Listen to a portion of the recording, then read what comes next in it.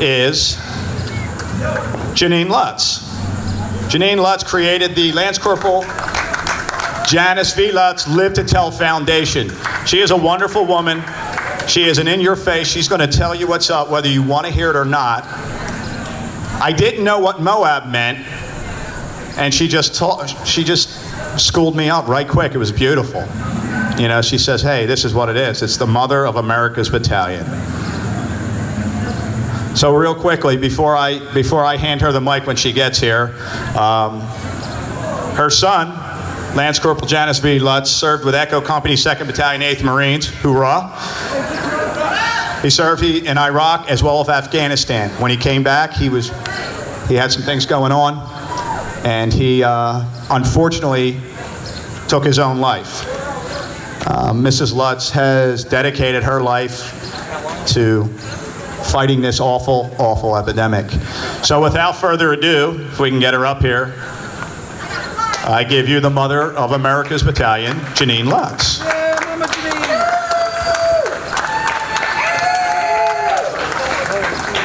You can have to space a little bit more. Oh, thank you, thank you. Spartan Pledge Day 2018 in West Palm Beach, Florida. I am honored to be here. And by the way, I have been practicing my war face. I took my picture with the sword, and this is my war face, all right? Because I'm ready to fight. I'm gonna fight for you. I'm gonna tell you a story about John Lutz, my son. He served honorably on the front lines of Iraq and Afghanistan.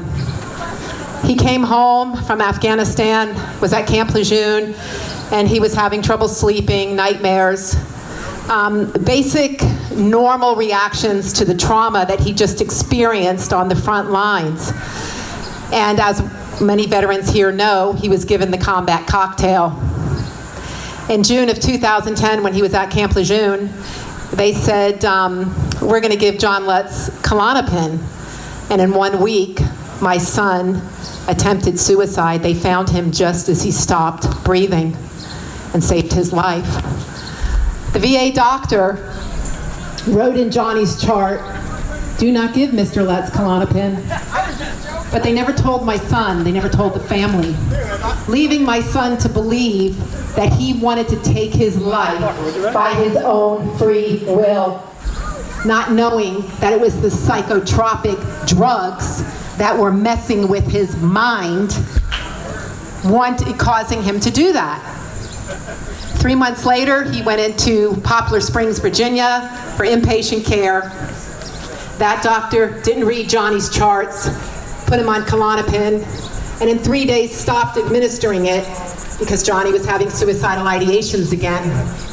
You see, Johnny told the doctor, Johnny did not want to die. Stopped administering the drug. And Johnny, you know, got out of that little slump that he was in. November 2011, he was medically retired. When he came home to the house he grew up in, clearly my son was different. I had no tools in my tool bag at that time. I did not understand why my son couldn't be the way he used to be. I had no idea. I was clueless. As many parents and many wives are, we don't have any tools in our tool bag. So I, as a mother, looking back now, I know I put pressure on my son. When I would ask Johnny to do things that we used to do as a family and he would tell me no, I just couldn't understand why.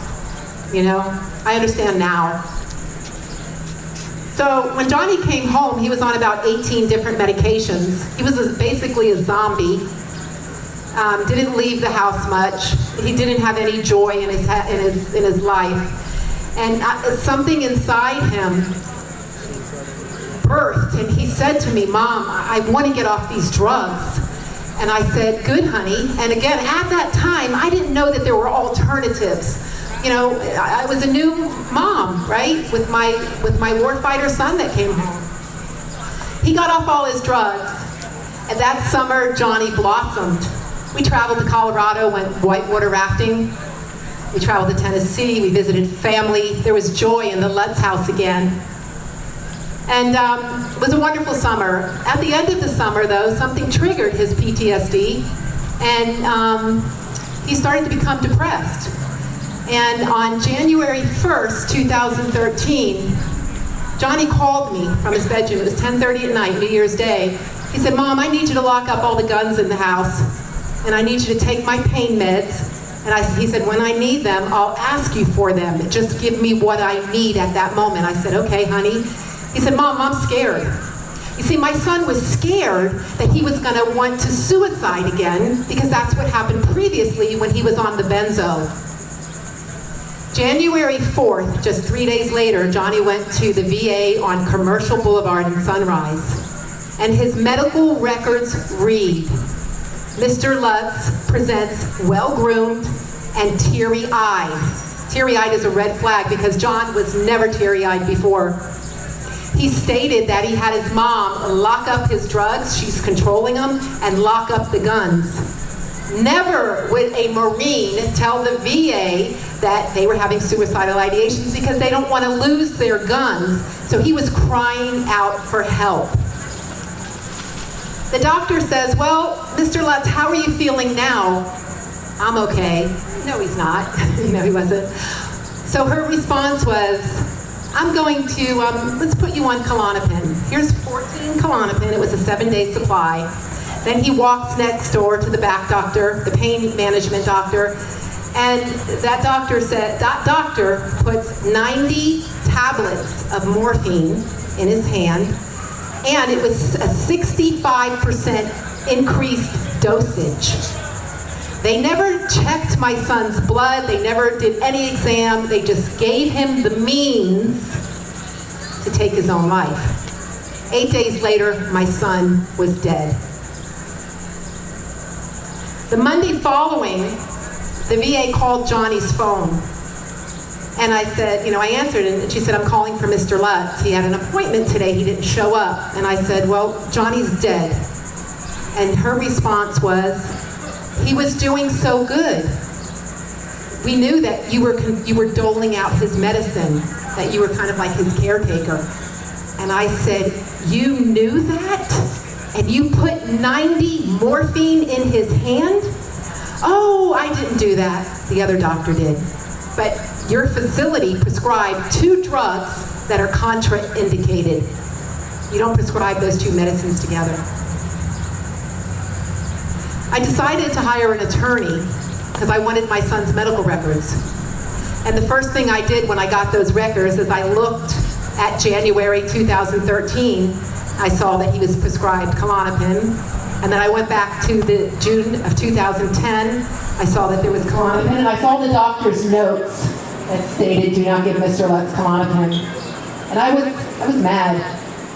Hired this attorney, and I just settled the case November of 2017. I sued the VA, the U.S. government, for wrongful death.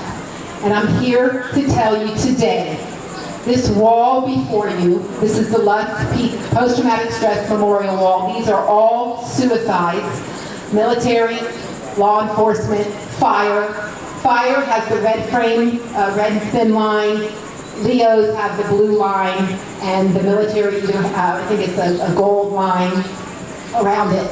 I'm here to tell you today that many on this wall have died, just like my son, of pharmaceutically induced suicide. The drugs that the VA is dishing out like candy is not the answer to the problem. That is not the answer. So after my son died, about 5 months later, I woke up one day and I was mad as hell. I said, why didn't another mother open up her mouth? Maybe my son would be alive. And it was that day that I decided that I was going to be the mother of America's Battalion and fight for those who fought for us. So I said to myself, well, the first thing was we need to raise awareness. So I did that. And then I said, okay, Janine, what is the solution to this problem? Because when I see a solution or a problem, I don't see the problem. In my mind, I look for a solution. Don't tell me your problem, tell me what the solution is. And my employees are trained like that too. That don't come to me with the problem, come to me with the solution. I said, what is the answer to this? What do we need to do? I knew I wanted to do something, I just didn't know what. So I called my son's comrades. I called Joe and I said, Joe, why are you alive and why is my son dead? What happened? What went wrong? Again, at that time, I didn't know it was pharmaceutically induced suicide. And he said, Janine, he goes, number one, I'm not going to go to the VA and speak to some psych because they don't rate. They've never walked in my shoes. They're not going to understand what's going on in here. Some textbook is not going to is not going to help me. And he says, I wish you could come to my house on a Friday night when I have some of my buddies over. We're having a beer. He goes, it's going to be conversation that you've never heard because it's warfighter conversation. I said, okay. Then, and he also said, he goes, I'm not going to take the zombie dope. Then I called Andy Bryant. Then I called Rizzo. And I basically kept hearing the same thing. And I said, okay, I got this information, but I didn't know what to do with it yet. And I'm working, with my family members. My niece Mindy up in Tennessee, she actually helps me with this memorial wall. And she went on YouTube and Googled or searched PTSD songs. And a song came up called Red Flags by Soldier Hard. Too bad he's not here today. Hey, Soldier Hard, we love you. And I heard that song and I just broke down. I just started sobbing because it was as if he was singing about my son and America's sons and daughters. And in the song, he said, you all need to buddy up. And when I heard that, I said, that's it. That's what I'm gonna do. I'm gonna get our veterans to buddy up, to connect on a local level. See, when my son John was in Code Red, he called his buddy Joe. Joe's in North Carolina. When you get to Code Yellow, Code Red, and I have a code check system that I created. Let me just tell you that real quick. It's for friends and family of those living with post-traumatic stress. Code green is everything's okay. So I could have said to my son, hey, Johnny, you okay? Yeah, Mom, code green. Another day, let's say, for example, if we were at the movie theater, something triggered his post-traumatic stress. He's starting to become anxious and angry. You simply say to your friends and family, code yellow, that means I'm becoming anxious, angry. You need to take me home. Can't ask me why. You can't take it personal, and you can't get mad. Just take me home and let me regroup. Code red is when you see your veteran start to isolate and to start doing the things that you know they enjoy. For example, if Johnny loved fishing, maybe his buddy called him up and say, hey man, let's go fishing. No man, I'm sick of that. And for somebody who loves fishing, these are the things, the cues that you have to listen to. When you know your veteran and you know what they love, and they make comments about not liking something that you know they've loved for years, that's them starting to disconnect from their life. That's when you need to know who your veteran's local buddy is, and they need to come over, not call, not text. They need to get over to that veteran's house, just hang out with them. Sometimes you don't even have to talk, just being with somebody. You know what? Listen, just be there. So that's the code check system, and I have them at my table. They're free if you want them, by the way. So I have this information about the Buddy Up, right? And I'm like, okay, that's what I'm gonna do. So I went to I live in the town of Davie, and I said I need a facility. I wanna have a get-together once a month for our veterans. I wanna build local veteran community. And anyway, I ended up getting this little house once a month. And so the Buddy Up is an evening of food, fun, and camaraderie. And it's just, again, building local community where we provide a nice dinner. Everybody's engaging with each other. We actually have a Facebook page. It's Lutz Buddy Up Broward, and you can go through the photo albums of the Buddy Up, and you will see nothing but smiling faces. And what Lutz Buddy Up has evolved into, a new initiative came out of that because we have partnered with local law enforcement. So now in the city of Sunrise, when they have a veteran in crisis, they call the Vet Connect response team, which are Buddy Up members. They connect with that veteran via phone, but then on that phone call, they plan and they meet up, and then we bring that veteran into the Buddy Up with a whole new local community. He's not alone. Because we know, what does Boone Cutler always say? A war fighter with another war fighter is a deadly war fighter. What does he say? What does he say? Right, well he said, all right, he says we all need, my point is we all need each other. Veterans, right, you gotta buddy up. Hey, Andrea. And we have expanded to Bellingham, Mass. And we are actually taking a 9,000-mile tour next week, going cross-country, and it is our hope to motivate people and to open up Let's Buddy Ups across the country. We have locally over 500 members, and we have great success stories. You know, we see via Facebook and social media all across the country, there's many groups, many veteran groups that are starting up. And they're buddying up. They go under different names. And there's power in that connection. When veterans get with veterans, the power that comes out of that is the power to thrive and the power to live to tell.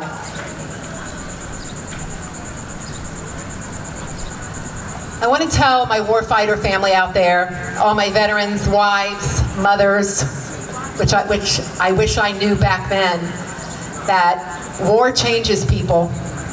And you know what? If it didn't change my son, then he wouldn't have been able to operate at maximum capacity and survive on the battlefield. And once a war fighter, always a war fighter. Don't try to be like you used to be. Be the badass that you are today. All right? Right. You got the power in you. You know, you got it. I found it in me. I didn't want to live. Not only did I lose my son Johnny, I just want to tell everybody this. This is hard for me to talk about. Johnny's little brother found him. Johnny was our family's hero, and he certainly was his little brother's. So if any of you out there are contemplating suicide, the pain and the devastation that it lives before, Justin couldn't handle it, and I lost my son Justin a year and a half later. So do you think this mother up here has a reason to kill herself?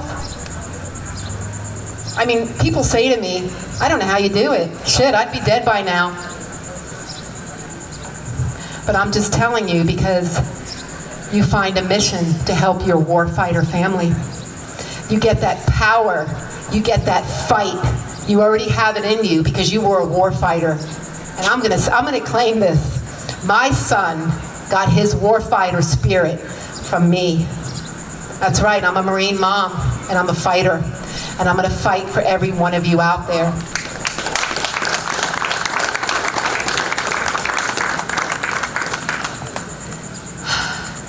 That's all I have to say right now. I would like to close and just, Boone Cutler couldn't make it today because his wife, Melissa, is very sick, and he's at her side in the hospital. And if everybody, to themselves, just say a little prayer for Mrs. Boone Cutler, that would be awesome.